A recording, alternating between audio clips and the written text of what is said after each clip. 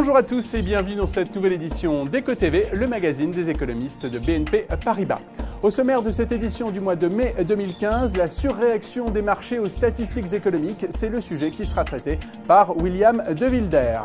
Le graphique du mois, on va parler de la stagnation séculaire avec Philippe Darviznet sur fond de baisse tendancielle des taux d'intérêt. Est-ce réversible ?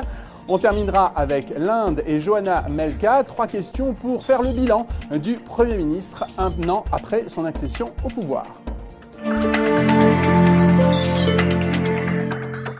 Les statistiques économiques guident les marchés financiers. Ces derniers, parfois, réagissent plutôt brutalement à des statistiques, parfois assez mineures. Pour en parler, nous sommes avec William De Wilder, le chef économiste de BNP Paribas. Bonjour. Bonjour.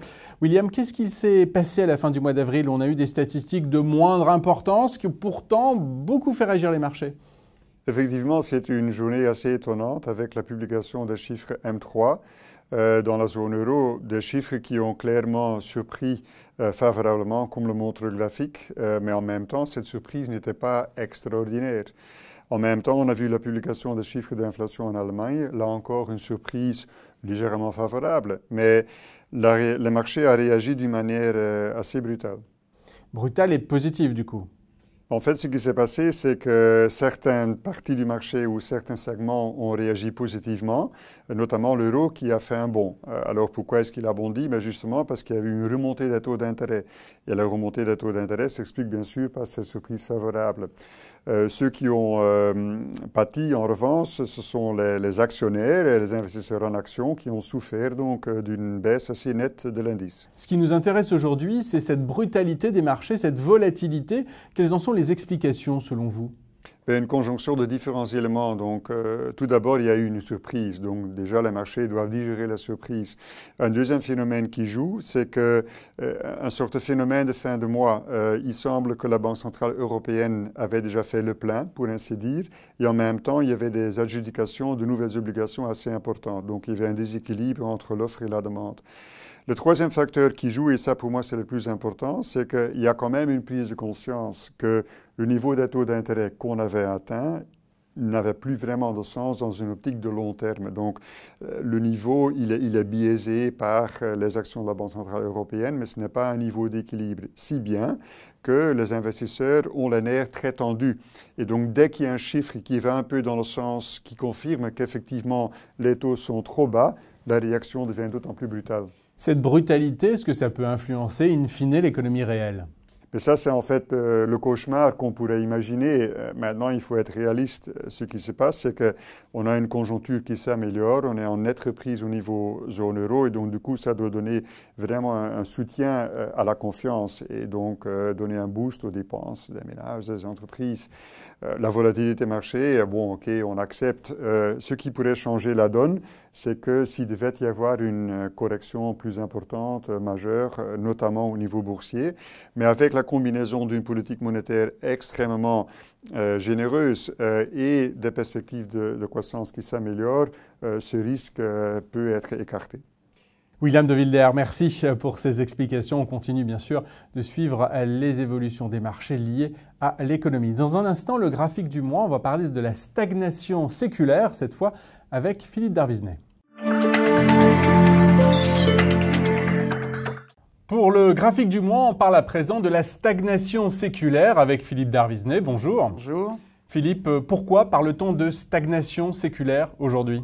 Il y a 2 raisons. La première, objective, c'est le fait que les gens ont été surpris par le caractère poussif des reprises après la grande récession de 2008-2009.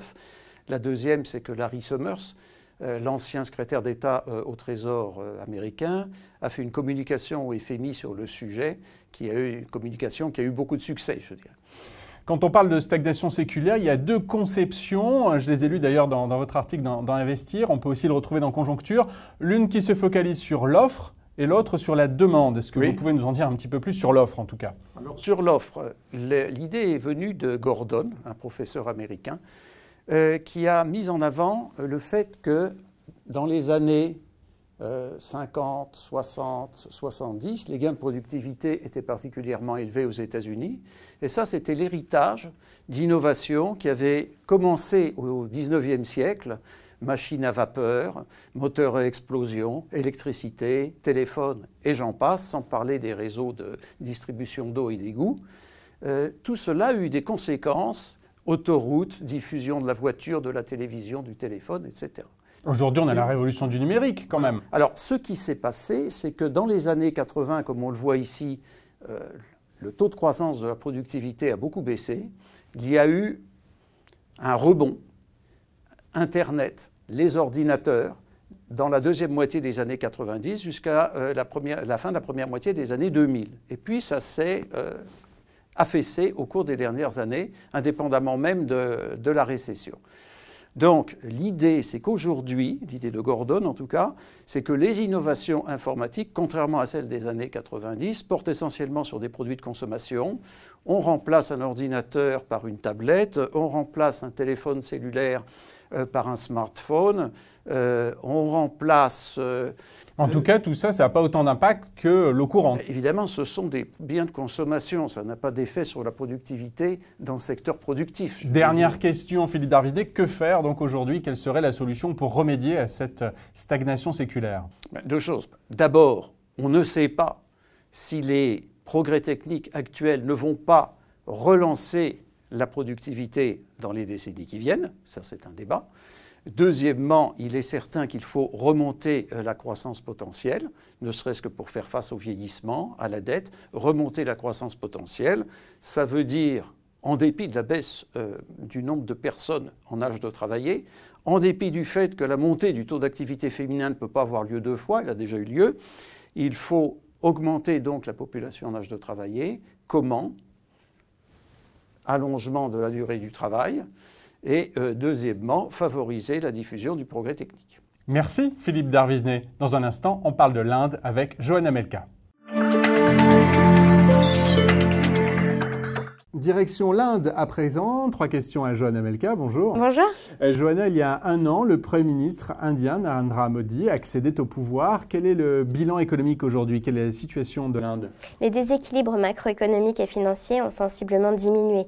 L'Inde bénéficie d'un environnement favorable grâce à la baisse des prix des matières premières et au regain de confiance des investisseurs, notamment grâce à l'arrivée de Narendra Modi au pouvoir. La croissance économique devrait être de 7,4%, soit le même rythme que celui de la Chine. La consolidation budgétaire s'est poursuivie. Grâce à la baisse du prix du pétrole, le gouvernement a pu supprimer les subventions sur le fioul. Et enfin, la vulnérabilité extérieure a fortement diminué grâce justement à la baisse du prix des matières premières. Deuxième question, les réformes en Inde, c'est très important. Là encore, quel est le bilan de M. Modi?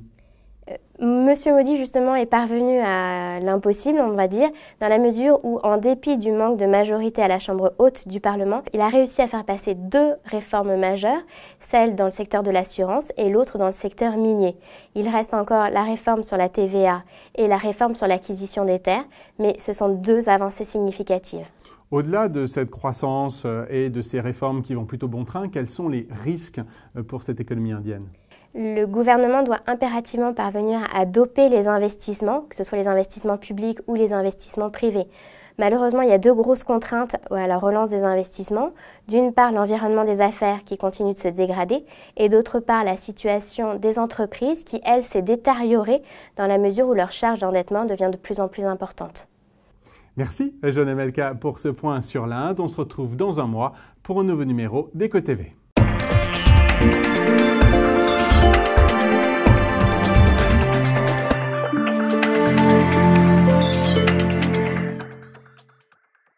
BNP Paribas, la banque d'un monde qui change.